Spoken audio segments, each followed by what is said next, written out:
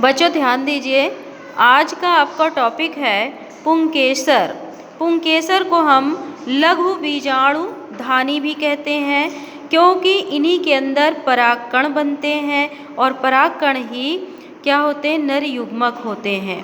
तो आपको पुंकेसर यानी पुमंग कह सकते हैं, एंडोशियम, पूरे स्टामेंस के ग्रुप को ही या समूह को ही एंडोशियम या पुमंग कहते हैं। इस पुमंग में से एक पुंकेसर की जो रचना होती है वो आपको ए नंबर पर दिखाई जा रही है।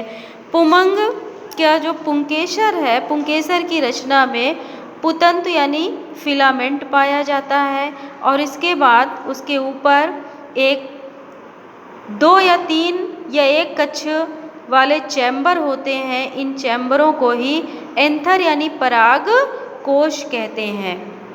और ये सभी पराग कोश के जितने भी कक्ष होते हैं वो कनेक्टिव यानी संयोजी ऊतक के द्वारा आपस में जुड़े रहते हैं।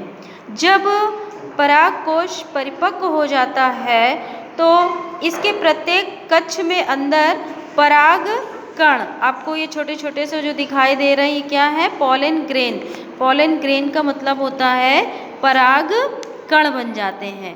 और जब हम एक परिपक्व पराग कोश को काटते हैं तो सी नंबर पर आपको दिखाया जा रहा है कि इस पराग कोश में कितने कक्ष हैं, कितने पॉलन सैक हैं।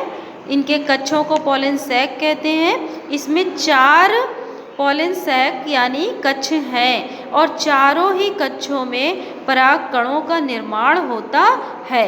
जब पराग कोश परिपक्व हो जाता है तो ये फट जाता है और जितने भी पराग कण बने हुए हैं वो वायु में बाहर आ जाते हैं और फिर इसके बाद पौधे में ये मादा यानी गाइनोसियम जो थी, जिसको हम पिस्टिल भी कहते हैं, जिसको हम पुष्प का मादा जननांग भी कहते हैं, इसके सबसे ऊपरी भाग यानी वर्तिकाग्र पर ये परागकण वायु के द्वारा या जल के द्वारा या पक्षियों के द्वारा परागण क्रिया हो जाती है। और जब ये स्त्री केसर के वर्तिकाग्र पर पहुँचते हैं तो वहीं पर ये कुछ चिपचिपे पदार्थ को अवशोषित करके फूल जाते हैं और इनका अंकुरण होना शुरू हो जाता है और इनसे पराग नलिका बनती है।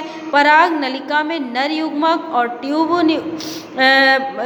केंद्रक बनते हैं और फिर यही पराग नलिका वर्तिकाग्र से होती हुई स्त्री केसर के अंडाशय यानी बीजांड तक पहुंचती है और बीजांड में पहुंचने के बाद नर युग्मक और मादा युग्मक का मिलन होता है, जिसको निषेचन क्रिया कहते हैं। तो ये तो हमने आपको आगे की बातें बताई।